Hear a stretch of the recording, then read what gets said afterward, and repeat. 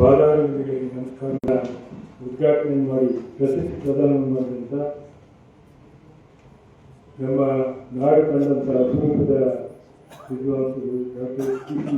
ಕೃಷ್ಣಕುಮಾರ್ ಅವರೇ, ಈ ಸಮಾರಂಭದ ಅಧ್ಯಕ್ಷತೆಯನ್ನು ವಹಿಸಿರ್ತಕ್ಕಂಥ ಈ ನಾಡಿನ ಶ್ರೇಷ್ಠವಾಗ್ಮಿಗಳು, ಸಂಘಟಕರು, ನಿತ್ಯ ನಿರಂತರವಾಗಿ ಸುಮಾರು 750ಕ್ಕೂ ಹೆಚ್ಚು ಗತಿಗಳನ್ನು ಕಲೆ ಹಾಕಿ ದಿನಕ್ಕೆ 2 ಗತಿಗಳನ್ನು ಮಾಡ್ತಿರ್ತಕ್ಕಂಥ ಡಾಕ್ಟರ್ ಸಿ ಸೋಮಶೇಖರ್ ಅವರೇ, ಬಹಳ ಮುಖ್ಯವಾಗಿ ದತ್ತಿ ದಾಸೋಹಿಗಳು ಜಿ ಎ ಶಿವಲಿಂಗಯ್ಯನವರು ಅವರ ಅನುಪಸ್ಥಿತಿಯಲ್ಲಿ ಅವರನ್ನ ನೆನೆಸ್ಕೊಳ್ತಾ ಇದ್ದೀನಿ. ಹಾಗೆ ಬಹಳ ತುಂಬ ಸಂತೋಷ ಸಂಖ್ಯೆ ಅಂತಂದರೆ ಅಪರೂಪದ ವ್ಯಕ್ತಿಗಳನ್ನು ಈ ಸಂದರ್ಭದಲ್ಲಿ ಆಯ್ಕೆ ಮಾಡುವಂಥ ಕೆಲಸವನ್ನು ಮಾಡಿದ್ದಾರೆ. ಈ ನಾಡಿನ ಸಮಸ್ತ ಕನ್ನಡಿಗರ ಪರವಾಗಿ 4 ವಿಭಾಗಗಳಿಂದ 4 ವ್ಯಕ್ತಿಗಳನ್ನು ಆಯ್ಕೆ ಮಾಡಿರುವುದಂತ ನನಗೆ ಸಂತೋಷ ಮತ್ತು ಹೆಮ್ಮೆ ಅನಿಸ್ತಾ ಇದೆ. ಇವರ ಆಯ್ಕೆಯಿಂದ ಈ ಪ್ರಶಸ್ತಿಯ ಗೌರವವನ್ನೇ ಹೆಚ್ಚಿದೆ ಅಂತ ನಾನು ಅನ್ಕೊಂಡಿದ್ದೆ. ಆ 4 ಜನರಿಗೆ ನಾನು ವಿಶೇಷವಾಗಿ ಅಭಿನಂದನೆ ಧನ್ಯವಾದಗಳು ಮಾಡ್ತೇನೆ. ಜೊತೆಯಲ್ಲಿ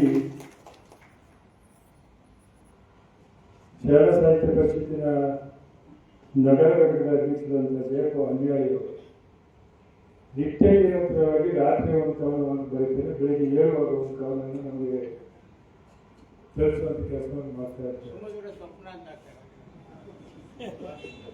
ಸ್ವಪ್ನವನ್ನು ಕಾಣಿ ಇರ್ತೇವೆ. ಅವರು ಅಪರೂಪದ ಸಾಹಿತ್ಯದ ದಾಸೋಹಿಗಳಾಗಿ ಈ ಕೆಲಸವನ್ನು ಮಾಡ್ತಾ ಇದ್ದಾರೆ.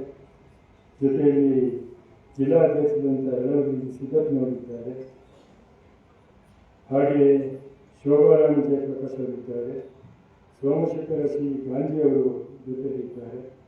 ನಾನು ಹೆಚ್ಚು ಮಾತಾಡಲಿಕ್ಕೆ ಹೋಗೋದಿಲ್ಲ.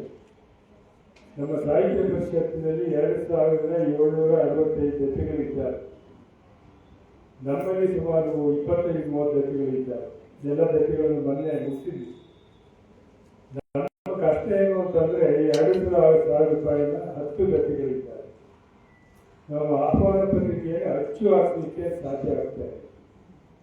ಅನೇಕ ಇಟ್ಟಿರುವಂಥವರೆಲ್ಲ ತಿಳ್ಕೊಂಡ್ಬಿಟ್ಟಿದ್ದಾರೆ.